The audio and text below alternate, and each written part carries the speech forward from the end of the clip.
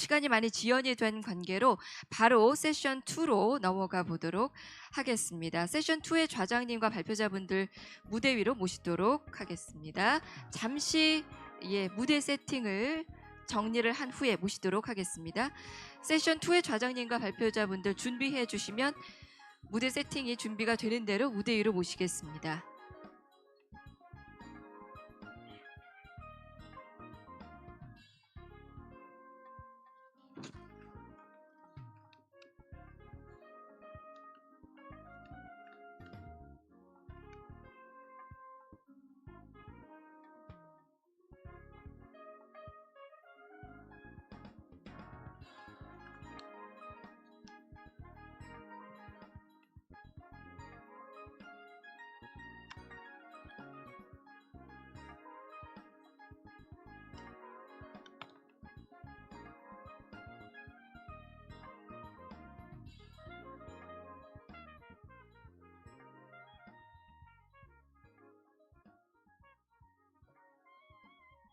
네, 세션 2의 좌장님 그리고 발표자분들 무대 위로 모시겠습니다.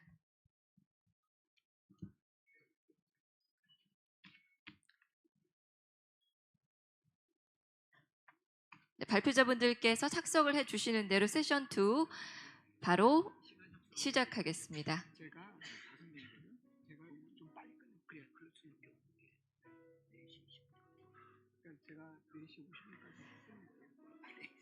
정말 지금 저희가 페널티가 없기 때문에 네.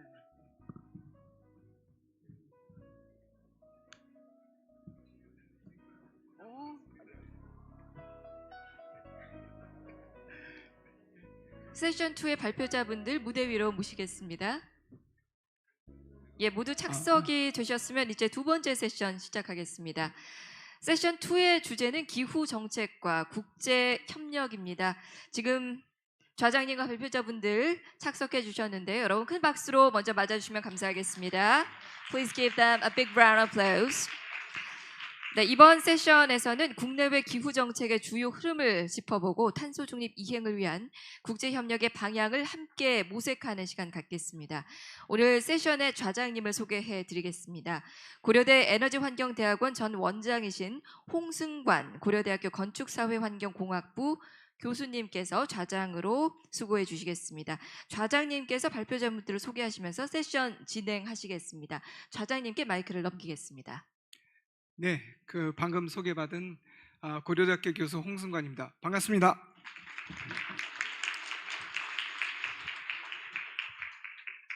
앞에서 굉장히 많은 좋은 연사들 그리고 또 토론이 진행되는 가운데서 문제는 이제 시간이 없다.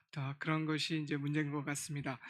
저희가 사실은 50분 정도 시간을 가지고 세 분의 연사분들을 모셔서 어떤 이 지속 가능한 미래를 위한 지혜를 모으는 그런 시간을 갖고자 했는데 저희가 원래는 3시 40분까지 저희 세션을 마쳐야 됩니다. 그래서 저희가 한 30분 정도 안으로 시간을 맞춰주시면 좋겠고요. 그 얘기는 저희가 패널 토의를 최대한 줄이거나 적게 해서 각 연사분께서 10분 아래로 발표를 해주시면 감사하겠습니다. 그럼 바로 진행을 하도록 하겠습니다. 그리고 저희는 외국 연사분이 없기 때문에 그냥 우리나라 말로 진행하도록 하겠습니다. 첫 번째 발표는 대통령 직속 2050 탄소중립 녹색성장위원회 녹색성장국 민상기 국장님께서 한국의 기후테크 산업의 활성화 정책에 대해서 논하시겠습니다. 큰 박수로 맞이해 주시기 바랍니다.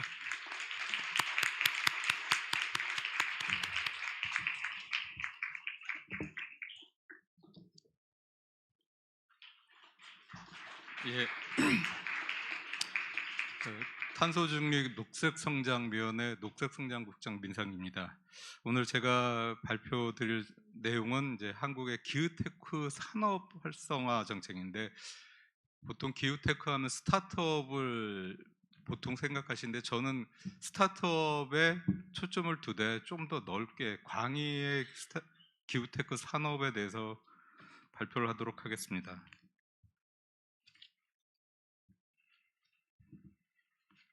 예, 넘어가겠습니다. 최대한 짧은 시간 안에 우리나라의 그 온실가스 배출량 추이입니다. 2018년 정점에서 지금 계속 하향하는 추세는 맞습니다. 근데 아직도 수준도 높고 떨어지는 속도도 상당히 느린 편인데, 이렇게 된 원인은 우리 산업 구조와 생활 스타일에 있습니다. 일단 우리 산업 구조가 제조업 비중이 상당히 높습니다. 어느 주요 국가와 비교해도 높은데, 이 산업들 중에서 특히 소재 산업들의 비중이 큽니다. 이 소재 산업들은 기본적으로 에너지를 많이 쓰는 산업들이고, 원료나 연료 다 이 온실가스를 배출하는 물질들입니다. 또 우리 실생활에서 그 전기나 수도, 열에 대한 일반 소비자들의 소비 패턴, 또 편리한 일회용 제품이라든지 플라스틱의 사용량도 전 세계적으로 보면 상당히 높은 편입니다.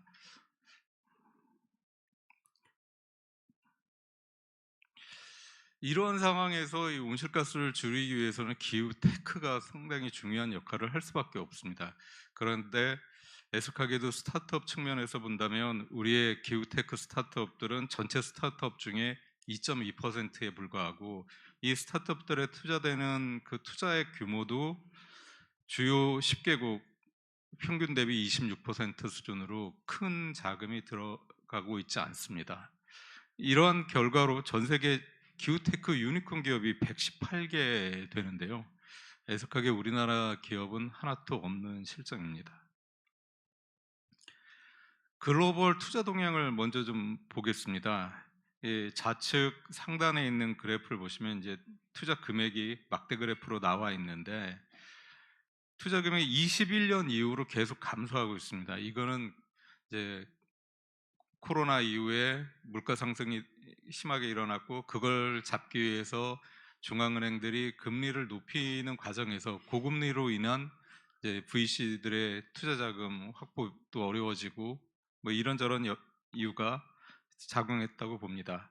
근데 다행인 것은 이 자료에 보면 24년 3분기까지 감소하는 추세가 나와 있는데, 24년 4분기부터 지금 25년 3분기까지 4분기 연속 1,000억 달러를 넘고 있어서 그 스타트업 쪽으로 자금 유입은 다시 정상 궤도를 찾아가는 것으로 보입니다.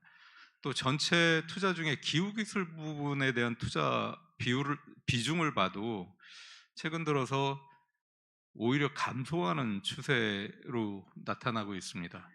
다만 AI의 붐도 이 기후 기술에도 영향을 미친 것 같습니다.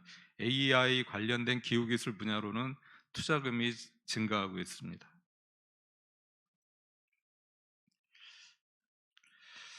그 투자 내용들을 좀 살펴보면은 이 왼쪽에 있는 그래프들, 그 중에 왼쪽에 보면 탄소 배출량이 최종 소비 기준으로 나와 있습니다.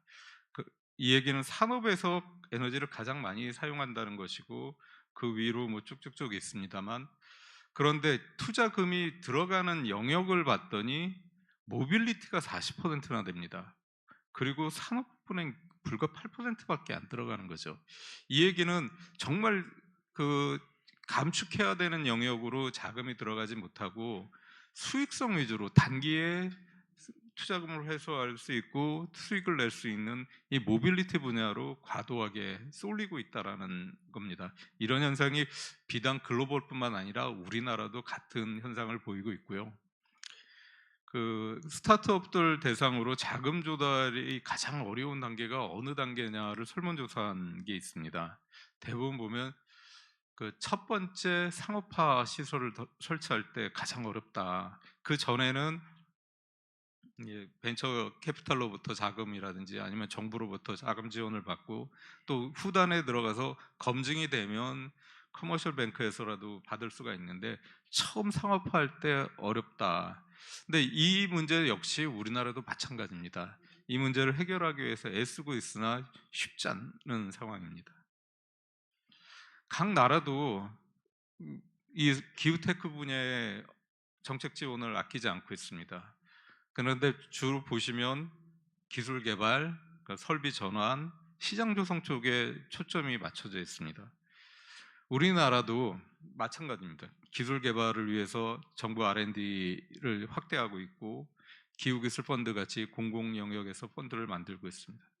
또 설비 전환이나 시설 투자에도 지원을 하고 있고 시장 형성을 위해서 전기차 수소차 보조금이라든지 녹색 제품 공공 조달, 아까 수소 얘기도 나왔는데 청정 수소 발전 의무화 제도도 도입했습니다.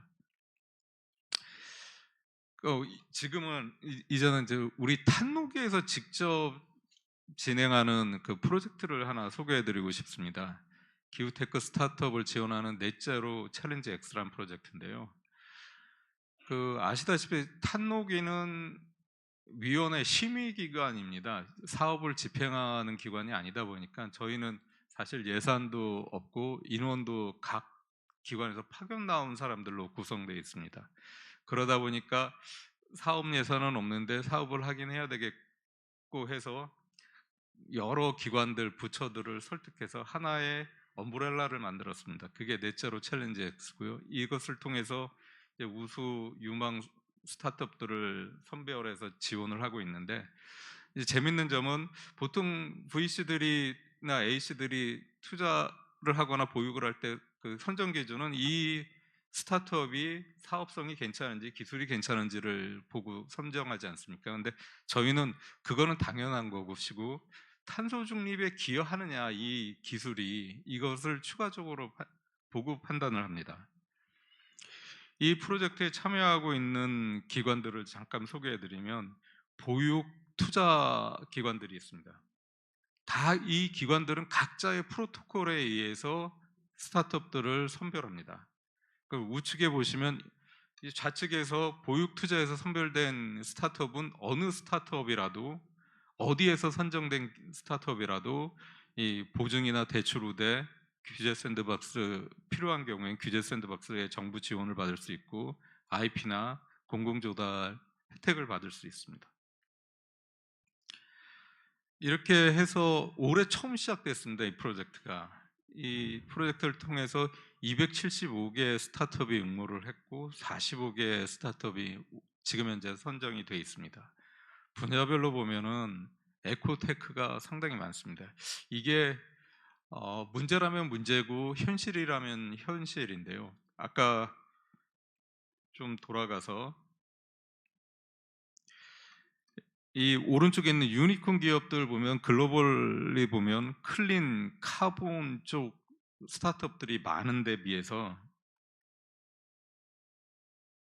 우리는 아직 이 카본이나 클린보다는 에코테크에 집중되어 있는 모습을 볼 수 있습니다. 그리고 매출액이나 고용 인원을 봤을 때는 아직 대부분 작은 스타트업이라는 것을 알 수 있고요.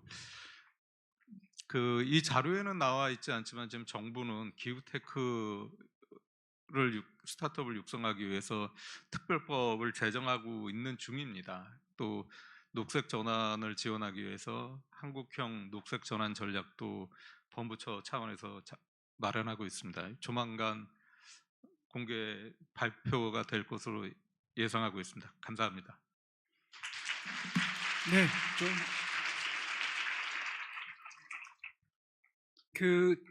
어쨌든 기후 변화가 왔을 때 저희가 대응하는 방법 중에 하나가 그 기후 변화를 늦추고 그 다음에 기후 변화에 적응할 수 있는 기후테크를 양성하는, 기후테크를 양성함으로써 어떤 기후 변화에 대응하는 것이 저는 개인적으로 어떤 과학자이고 엔지니어인 측면에서 보면 가장 좋은 솔루션이 아닌가 생각하는데, 우리나라 현실이 기후테크를 양성할 수 있는 그런 여건이 안 되는 그런 문제가 있는 것 같습니다. 하지만 오늘 발표를 들으면서 넷제로 챌린지 X를 통해서 우리나라 최초의 유니콘이 나왔으면 하는 바람을 갖게 됩니다. 감사합니다. 그러면 박수. 다음 발표로 넘어가도록 하겠습니다. 외교부 기후변화 외교과 김경혜 과장님께서 글로벌 기후 거버넌스에 대해서 발표를 해주시겠습니다. 큰 박수로 맞이해 주시기 바랍니다. 네, 안녕하세요. 외교부 기후변화 외교과장입니다. 예, 우선 오늘 이렇게 뜻깊은 자리에 초대해 주셔서 너무 감사드리고요. 앞선 연사분들께도 굉장히 감사 많이 드립니다. 제가 오늘 이 자리에서 많이 배웠습니다. 오늘 발표 주제는 글로벌 기후 거버넌스 변화와 대응 방안입니다. 대표적인 기후변화 협력 거버넌스라고 할 수 있는 기후변화 협약과 그리고 파리협정, 그다음에 새로 생겨나고 있는 규범 형성 움직임, 그리고 우리의 대응 방안에 대해서 제가 간략히 설명하도록 하겠습니다. 먼저 여러분, 기후변화 국제협력 움직임이 언제부터 어디에서 시작됐다고 생각하시나요? 다소 낭만적인 생각일 수도 있겠지만 의외로 많은 사람들이, 저 말고도 많은 사람들이 이 사진을 꼽습니다. 이 사진이 뭐냐면 제목은 Earthrise라는 사진인데요. 1968년 최초의 유인 달 탐사 우주선인 아폴로 8호가 우주에서 우리 지구를 찍은 사진입니다. 이 사진은 우리 지구가 얼마나 소중하고 푸른 곳인지, 그리고 여기에 사는 우리 모두가 같은 운명을 가지고 있다는 것을 일깨워주고 있습니다. 이후 이제 1년의 과정을 거쳐서 1992년 리우에서 열린 유엔 환경개발회의, 이른바 지구정상회의에서 기후변화 협약이 채택되면서 기후변화 대응을 위한 대표적인 거버넌스가 생겼다고 할 수 있습니다.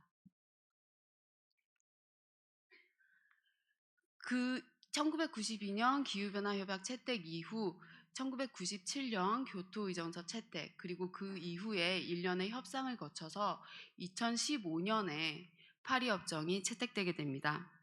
그리고 오늘 많이 이야기가 나왔다시피 올해 채택 10주년을 맞게 되었습니다. 파리협정의 특징에 관해서 잠시 설명드리겠습니다. 파리협정은 모든 국가가 최초로 온도 목표 1.5도라는 온도 목표에 합의하고, 또 모든 당사국들이 자발적으로 온실가스 감축 목표라고 하는 NDC 국가결정 기여를 제출하는 체제로 전환을 했으며, 이전에 감축만 포함되었던 교토의정서에 비해서 적응, 재원, 기술, 역량 배양, 이런 모든 요소들을 핵심 내용으로 담아냈다는 의미가 있습니다. 이와 관련해서 매년 열리는 당사국 총회, 우리가 캅이라고 부르는 당사국 총회는 이제 전 세계 기후 행동을 점검하고 협력을 약속하는 장이 되고 있습니다. 외교부도 대표단을 꾸려서, 우리나라도 대표단을 꾸려서 이 회의에 참석을 하고 있고요. 지난해 캅 29는 아제르바이잔 바쿠에서 개최됐고, 올해 캅 30은 2015년 11월 10일, 이제 몇 주 남지 않았습니다. 그래서 우리가 굉장히 바쁜 상황인데요. 10일에서 21일간 브라질 벨랭이라는 아마존 근처의 도시에서 개최될 예정입니다.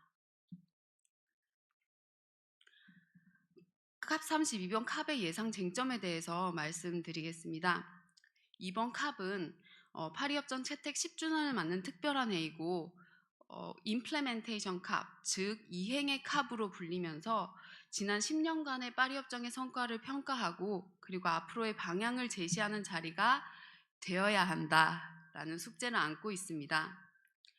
특히 올해가 국가온실 감축 목표 NDC를 제출해야 하는 해고, 우리나라도 현재 지금 열심히 의견을 수렴 중인 걸로 알고 있는데, 각국의 2035 NDC 제출 및 평가가 주로 논의가 될 예정입니다.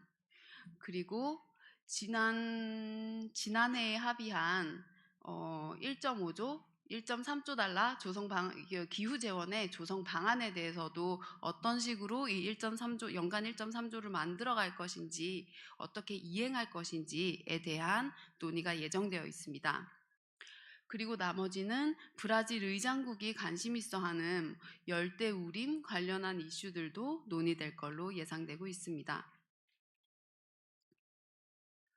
그렇다면 이런 아까 설명드린 유엔 기후변화 협정이나 파리협정, 이 기후 국제 거버넌스의 기본 또는 전통적인 거버넌스라고 한다면, 최근 기후 거버넌스의 특징은 다음과 같습니다. 주로 이전에는 정부가 중심이 됐다고 하면, 지금은 정부, 그리고 비정부까지 합쳐서 기업, 금융기관, 시민사회 이렇게 다 함께 새로운 규범을 만들어가고 있다는 점이 최근의 트렌드이자 특징입니다. 예를 들어서 주요 국가가 주도하는 이니셔티브라고 한다면 EU 등 유럽 국가가 좀 주도를 하고 있는데요. 아까 반기문 총장님도 말씀하신 CBAM 같은 경우에는 이제 탄소가 많이 배출된 제품에 일종의 탄소 관세를 부과하는 제도고요. 여기 참석하신 기업분들은 다 아실 것 같기는 한데, 뭐 CSRD는 뭐 기업의 지속 가능 경영 활동을 뭐 공개하도록 하는 그런 제도도 있고, 또 이제 또 도입이 예정되어 있는 DDP 같은 디지털 여권제도, 디지털 제품 여권제도라고 한국어로 번역이 되는 걸로 알고 있는데, 이거는 이제 한 제품의 탄소 발자국 그리고 공급망 정보를 이렇게 투명하게 공개하게 하는 제도입니다. 그 외에도 산업 탈탄소화를 목표로 하는 독일이 주도하는 클라이밋 클럽이 있고요. 그 다음에 또 석탄 발전 퇴출을 이니셔티브로 하는 PPCA도 있습니다. 그리고 메탄 감축을 목표로 한 글로벌 메탄 플래지라는 것도 있고요. 이것들이 주로 정부를 중심으로 이루어지는 이니셔티브라고 생각해 주시면 될 것 같습니다. 하지만 아까 말씀드렸듯이 이제는 기후 거버넌스를 만드는 사람들이 정부뿐만이 아닙니다. 여러분들이 잘 알고 계시는 아리백을 포함해서 뭐 넷지로 금융연합이라든지 이런 많은 기업들이 또는 금융사들이 자발적으로 규범을 만들고 거기에 참여하고 있습니다. 그리고 우리 국제 환경도 매우 변화하고 있지요. 그래서 지금 국제 기후 관련 환경 변화를 좀 몇 가지 특징으로 정리를 할 수 있는데요. 첫 번째는 이제 지정학적 불확실성의 증대입니다. 저도 반기문 총장님이 말씀하셨듯이 이제 이름은 말하지 않겠지만 어떤 국가로 인해서 이제 규범 기반 다자주의가 약화되고 있고 이제 글로벌 리더십의 공백이 생긴 건 사실인 것 같아요. 그래서 글로벌 기후나 환경에 대한 어떤 기후 재원들이 약간 축소되고 있는 측면도 분명히 나타나고 있는 것도 사실입니다. 그 와중에 이제 기후 변화나 뭐 생물 다양성 손실이나 뭐 환경 오염이나 이런 우리가 뭐 글로벌 지구의 3종 위기라고 보통 이렇게 3종 세트로 불리고 있는데 이거는 점점 더 증가하고 있다고 보시면 되겠고, 반면 이제 기후나 환경 대응에 있어서 시장의 역할은 좀 더 강화되고 있는데요. 그 탄소 감축 실적을 서로 거래하는 자발적 탄소 시장이라든지 또는 국가 간에도 탄소 감축 실적을 거래하는 또 국제 감축이라든지 이런 것들이 활성화되면서 시장의 역할은 강화되고 있다. 그리고 기업이나 금융 이렇게 민간의 역할 및 노력은 계속되고 있다. 그래서 이런 노력들이 계속될 수 있도록 국제사회가 또는 어떤 정부가 명확한 정치적 시그널을 주는 것이 굉장히 중요한 과제라고 저희는 생각을 하고 있습니다. 그러면 향후 대응 방안에 대해서 간단하게 제가 설명을 드리려고 합니다. 우리나라 기후변화 외교의 특징을 조금 정리를 해봤는데요. 저희 나라는 일단 역량 있는 기후변화 대응 선도국으로서 이제 자발적으로 개도국의 기후변화 대응을 적극 지원을 하고 있고, 뭐 GCF나 GGGI나 또는 뭐 적응기금이나 이런 기후 펀드에 우리가 재정 기여를 확대하고 있다고 말씀을 드릴 수 있습니다. 그리고 국제 기후 협상이 좀 선진국이랑 개도국으로 조금 양극화가 되어 있는데요. 우리는 이제 개도국에서 선진국으로 전환을 경험한 국가로서 이제 선진국과 개도국의 입장을 모두 이해해서 양측 간 가교 역할을 수행하고 있다. 그래서 우리나라가 속한 환경 건전성 그룹이라는 협상 그룹이 있는데요. 이 협상 그룹은 UNFCCC, UN 기후변화 협약 내에 있는 협상 그룹 중에서 유일하게 이제 기후변화 협약상의 선진국과 개도국이 함께 참여해서 이제 열아유 협상 그룹 간의 중재자 역할을 수행하고 있다는 점을 알려드립니다. 마지막으로 우리가 어떻게 대응해야 될까 이거에 대해서 몇 가지 정리를 해왔는데요. 앞으로의 대응만 한 3가지 정도 말씀드릴 수 있을 것 같습니다. 첫 번째, 일단 우리는 파리 협정을 비롯한 기후나 환경 협정상의 의무를 충실히 이행하고 우리나라가 모범적인 국가로서 개도국의 녹색 전환을 지원하는 것을 지속하고 확대해 나갈 예정입니다. 그리고 그를 위해서는 우리 먼저 일단 파리협정의 1.5도 목표, 그리고 2050 탄소 중립에 부합하는 이제 실현 가능한 NDC를 마련하고 이를 이행해 나가야 될 것이라고 이제 생각을 합니다. 그리고 앞서 말씀드린 것과 같이 이제 그린 ODA에도 주력하고, 또 민간 자본이 또 기후 분야로 적극적으로 들어올 수 있도록 우리가 할 수 있는 정부 쪽의 노력을 해야 될 것 같습니다. 두 번째는 다자 논의에서 연대 강화입니다. 여러 가지 불확실한 지정학적 상황 속에서도, 불확실성 속에서도 우리는 방향성을 잡아 나가는 것이 중요하니까 이제 같은 입장을 가지고 있는 국가들과의 협력을 통해서 이제 기후변화 대응이 전 지구적으로 후퇴하지 않도록 하는 것이 저희의 역할입니다. 그리고 마지막은 규범이나 표준 수립에 적극적으로 참여하는 것입니다. 이제 우리의 산업이나 기술적 강점을 살려가지고 클라이맥 클럽이나 아니면 CBAM에 대응하는 거나, 아니면 새로운 기술 표준을 만드는 거나, 어떤 그런 아까 말씀드린 자발적이든 아니면 정부 주도든 아니면 기업 주도든 그 규범 형성 과정에 적극적으로 참여해서 이제 우리의 입장을 반영을 하고 뭔가 룰 세터로서의 역할을 해 나가도록 노력하겠습니다. 그래서 기후변화 대응은 더 이상 환경 이슈가 아니라 산업, 금융, 그리고 뭐 기술, 외교 이런 게 모두 결합된 국가 경쟁력의 핵심 요소라고 생각을 합니다. 그렇기 때문에 우리 외교부가 앞으로 국익에 기반을 하고 또 국제사회와 연대를 해서 이제 아까 총장님이 말씀하신 것처럼 뭔가 약속을 행동으로 바꿀 수 있는 그런 실천적 기후외교를 추진해 나갈 예정임을 알려드립니다. 감사합니다.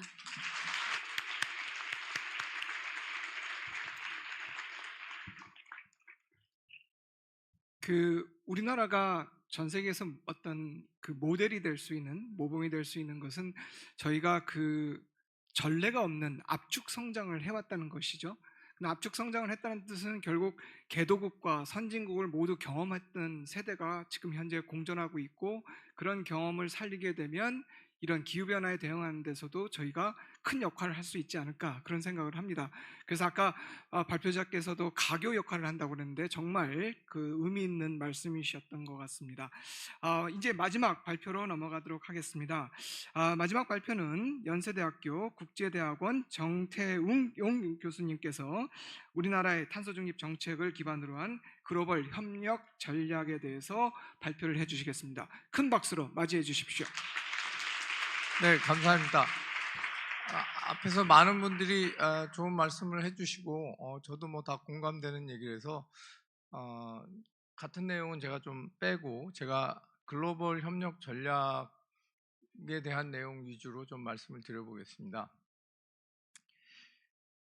제가 많이 얘기되는 IPCC 6차 보고서의 총괄 주저자로 제가 참여를 해서 한 6, 7년 한 것 같아요. 그래서 거기 보고서에 나온 내용 중에 오늘하고 좀 관련된 거 위주로 간략하면 좀 말씀을 드려보면, 저희 나라가 이렇게 뭐 기후변화 갖고 이렇게 많은 분들이 얘기하는 게 전 진짜 새삼 이게 웬일이냐 싶습니다. 제가 93년도에 IPCC 주저자 회의를 한국에서 개최한 적이 있었는데 그때 참여했었습니다만 관심 있는 사람 거의 없었습니다.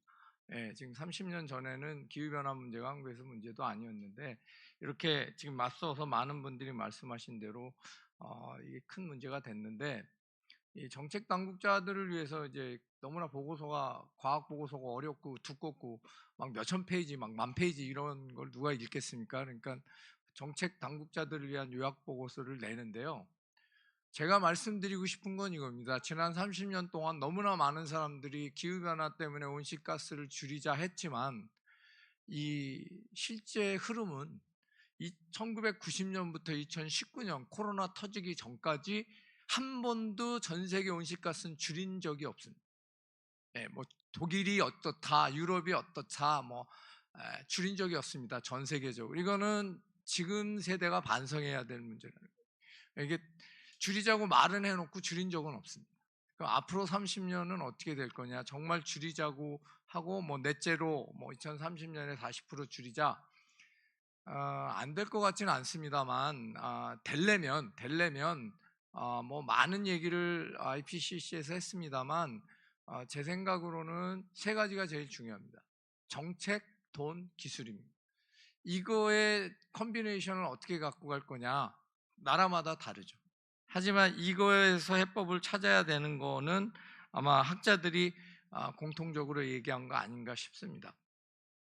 조금 더 구체적으로 말씀드리면 1.5도 이미 넘었다 안 됐다 뭐 농도가 올라갔다 하지만 2025년 정점을 찍고 올해입니다. 그리고 나서 2030년까지 전 세계가 평균적으로 한 43% 정도는 줄여야 된다.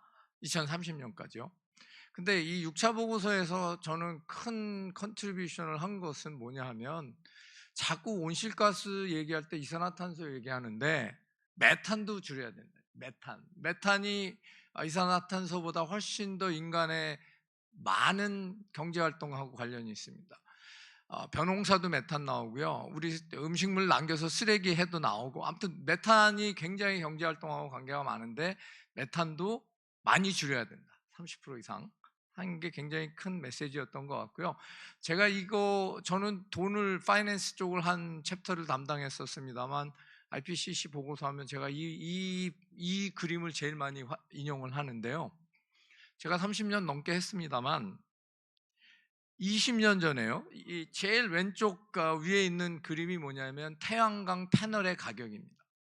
그러니까 2000년하고 2020년 보시면 20년 동안 패널의 가격이 75% 떨어졌습니다. 예? 지금 20년 동안 이게 정부가 잘했던 기술이 됐던 어쨌든 75% 떨어졌습니다. 근데 2000년에 저는 그때 기후변화 하고 있던 사람인데 2000년에 어느 학자든 어느 공학자든 뭐 유럽이든 미국이든 2000년에 학자 중에서 야 2020년 가서 태양광이 이렇게 떨어지고 석탄이나 이런 거하고 경쟁력이 있을 거라고 얘기한 사람 한 명도 없습니다. 예, 저도 그때 안 된다고 한 사람 중에 하나니까요. 그렇지만 2020년 사이에 이렇게 변화한 거는 가장 큰 거는 저는 기술이라고 생각합니다. 그래서 앞으로 2050년까지 무슨 일이 일어날지 사실 아무도 모릅니다. 그렇지만 기술이라는 거에 방점을 찍을 수밖에 없다는 거죠. 이게 과거 20년 동안 인간이 보여준 거니까요. 또 다른 거는 한국이 굉장히 잘한다고 하는 ESS, 제일 오른쪽 끝에 있는 그림입니다. 위에 배터리 저장장치요. 보십시오. 이게 지금 추세는 태양광보다 더 빠른 속도로 가격이 떨어지고 있습니다. 그러면 이런 것들을 반영을 고려를 했을 때 앞으로 기술에 방점을 찍을 수밖에 없다. 우리 국장님 조금 아까 우리 수익성 위주로 이 잘못된 투자죠. 기술 좀 장기적으로 가는 거에 기후 기술은 훨씬 더 가야 된다라는 말씀을 드리고 싶고요. 그러면 기술 혁신과 기회 이거 앞에서 다 얘기했으니까 공공 민간 같이 하자 등등 자료에 있으니까 반복하지 않겠습니다. 합리적인 에너지 정책 방향도 제가 말씀드리고 싶은 거는 여기 두 번째 꼭지인데요. 미국, 중국, 오늘 발표하신 독일, 일본, 한국 이 5나라가 세계 제조업의 5대 강국입니다. 예. 온실가스 줄이기 쉽지 않습니다. 제조업을 포기하지 않는 한. 그래서 그 중에서도 한국이 제조업 비중이 가장 높은 나라고, 그 중에서도 한국이 이 자원 에너지의 해외 의존도가 제일 높습니다. 독일 제가 알기로 한 70% 정도 해외에서 갖고 오는데 우리는 90% 이상입니다. 95%까지도 해외에서 자원을 갖고 와서 뭔가 만들어서 파는 나라라서 어렵습니다. 굉장히 어렵다는 것을 말씀드리고 싶은데, 그래서 이 5나라 중에서 미국 빼고 1인당 이산화탄소 배출이 창피하게도 일본보다도 높고 독일보다도 훨씬 높고, 여기 있는 중국은 우리 인구가 많으니까 우리보다는 낮습니다만 저희가 지금 한 12톤 이상 된다고 1인당 배출이, 이건 좀 제조업 비중이 높아서도 아니고 사실은 그 다음에 제가 제일 마지막 꼭지로 있는 우리 소비자들의 행동을 바꾸는 게 쉽지 않습니다. 이게 왜 쉽지 않은지 모르겠습니다. 저 경제학자이기 때문에 여기서 줄이는 게 마지막 코스트가 제일 작거든요. 근데 제일 어려워요. 이건 한국만 어려운 게 아니라 독일도 어렵고 일본도 어렵고 어렵습니다. 여기서 많이 줄여야 된다는 거죠. 국가가 사회적 비용을 줄이려면. 그래서 이게 항상 온실가스 줄이자고 하면 항상 공급 측면에서 야 태양광으로 가냐, 뭐 원자력으로 가냐, 뭐 전기차를 하냐 이런 얘기를 자꾸 많이 하는데 사실은 소비자 측면에서 수요 측면에서 줄이는 게 싸기 때문에 그쪽을 좀 봐야 될 시점이 된 겁니다. 그 다음에 뭐 또 말씀드리고 싶은 거는 이제 글로벌 협력 어떻게 해야 되냐 한국 입장에서 저는 대기업 알아서 잘 할 거고요. 뭐 별로 신경 안 쓰셔도 됩니다. 못하면 자기네들이 죽으니까 글로벌 시장에서 살아남으려고 애를 쓰는데 한국이 기후 쪽에서 글로벌 전략은 저는 중소기업 쪽에다 지금보다 훨씬 더 많이 해줘야 됩니다. 정부가 정책적으로. 왜냐하면 이 사람들은 아까 말한 ESG, RE100 잘 몰라요. 잘 모르는데 무조건 하라 그러면 곤란합니다. 가르쳐주고 못하면 혼낼 수 있어도 가르쳐주지도 않고 모르는데 나 모르는데 너 왜 학점이 C밖에 안 되냐 이거는 곤란하죠. 가르쳐준 다음에 공부를 안 해서 C다 이거는 문제지만 그래서 저희 정부나 이런 쪽에서 또 지자체나 SME 쪽에 중소기업 쪽에 RE100이 뭐고 뭐 스콥 1, 2, 3가 뭐고 ESG가 뭐고를 일단 먼저 좀 가르쳐 주시고 그리고 나서 이분들을 통해서 또 거기에 기후금융 아까 우리 국장님 이 기후택에 관한 스타트업 포함해서 이런 것들을 많이 하는 것이 저는 한국이 글로벌하게 나가는 데 필요하지 않을까 하는 생각이고요. 또 하나는 개도국 가야 됩니다. 미국 시장이 트럼프 대통령이 와서 뭐 어제 오늘 뭐 이렇게 해서 미국 시장이 열리고 뭐 이럴 것 같이 보여도 저희는 개도국 쪽에 가서 기회를 많이 찾아야 되지 않을까. 오늘 제가 시간이 없어서 IPCC 보고서 안 보여드렸습니다만 어디가 앞으로 시장이 더 클 거냐 2050년까지 선진국 아닙니다. 죄송합니다. 유럽 아닙니다. 미국도 아니고요. 개도국입니다. 개도국 지역이라는 게 인구도 많고 경제 성장도 많고 하기 때문에 그쪽에서 기회가 더 많이 생길 거다. 그러니까 그쪽으로 방향을 잡고 한국이 나가야 된다. 그다음에 글로벌 협력 전략은 뭐 일반적인 겁니다. 한국이 그렇게 돈으로서 큰 나라는 아닙니다. 뭐 열심히 저희가 GCF도 하고 GGGI도 만들고 ODA도 그린으로 하고 하지만 글로벌 도너 커뮤니티에서 큰 손은 아닙니다. 그렇다면 아까 우리 외교부 과장님도 말씀하셨지만 우리가 주도하는 것도 있지만 독일이 주도하는 것도 있고 일본이 주도하는 것도 있고 그런데 좀 껴서 하면 되죠. 같이 우리가 힘을 좀 거기다 얹어서 그런 국제협력의 이니셔티브를 주도적으로 할 수도 있고 참여할 수도 있고요. 그 다음에는 이제 기술협력에 대한 프로젝트를 지금보다는 훨씬 열린 마음으로 해야 됩니다. 죄송하지만 한국 분들이 다자 쪽에 잘 안 해요. 뭘 하려고 그러면 한중협력, 한베트남 뭐 양자로만 하려고 그래요. 양자로만. 돈이 더 많이 드는 옵션입니다. 그러니까 지금보다는 훨씬 다자 쪽에서 뭔가 우리의 역할을 찾는 게 전략적으로 한국한테 싼 옵션이 아닐까라는 생각이 들고요. 그 다음에 이제 뭐 범부처 민간 같이 하자는 얘기는 뭐 수도 없이 한 얘기지만 잘 안 되는데 잘 안 되는 이유는 민간이 못해서가 아닙니다. 정부가 생각을 바꿔야 됩니다. 항상 이렇게 우리가 정했으니까 너네 따라와라가 아닙니다. 세상이 바뀌었어요. 이제 정부의 역할이 그렇게 옛날보다 크지 않은 이유는 돈이 별로 없습니다. 민간 쪽이 훨씬 더 많습니다. 그렇기 때문에 정부도 이제 포지션을 바꿔서 야 내가 뭐를 해줄 수 있냐로 가야지 나를 따르라 더 이상 안 따릅니다. 왜? 해줄 게 별로 없는데 왜 따라갑니까? 그러니까 이 정부도 좀 생각을 바꿔야 된다라고 생각이 되고요.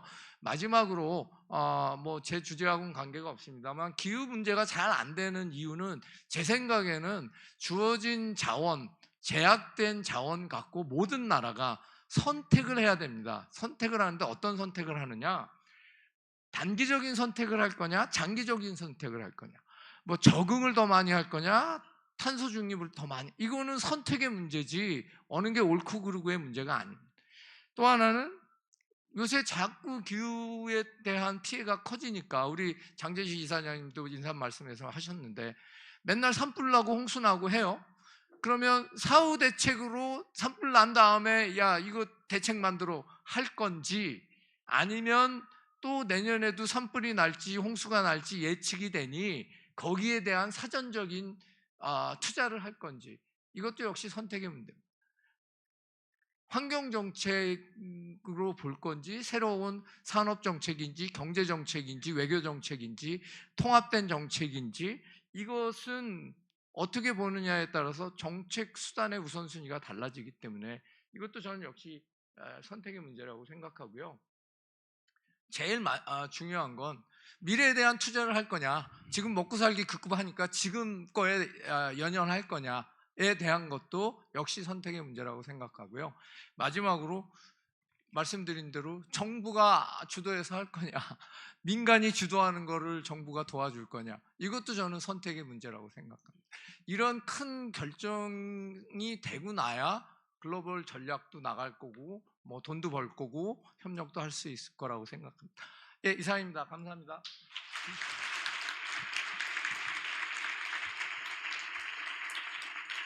네, 그 IPCC 보고서를 준비하면서 실질적으로 경험했던 많은 지식과 경험을 공유해 주셨고요.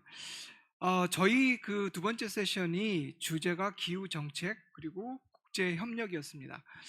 아까 정 교수님께서 말씀하신 것 중에 어떻게 보면 키워드라고 할 수 있는 것이 그 기후 테크든 뭐 또는 기후 변화에 대응하는 전략을 세울 때 가장 중요한 것들이 이제 정책, 돈, 기술이라고 딱 요약해 주셨는데 정확히 맞는 것 같아요.